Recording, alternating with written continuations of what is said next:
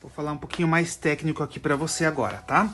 Então a lareira, ela tem uma medida aqui da boca de 35 por 15 e cabe ali em torno de 1 litro de álcool, tá?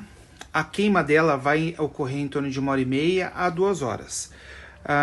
Você pode utilizar ali álcool de cereal, você pode utilizar... Eu utilizo o álcool do posto de gasolina mesmo, tá? Ele tem ali no meio, ó, tá vendo essa partezinha branca? Aí, ó, essa partezinha branca é uma manta de cerâmica, tá? Específica para lareiras. E ela fica umedecida ali com álcool ali dentro, tá vendo? Ó, o álcool ali, ó, tá? E aí ele fica dessa forma. Aqui na madeira ela não fica quente. Por que ela não fica quente? Porque ela é envolvida, né, pelas pedras ali, e embaixo ela tem areia, então ela não deixa o calor passar também para a madeira. Então isso aqui é legal porque isso aqui é MDF, tá? Vidro temperado. Aqui vem com as rodinhas normal.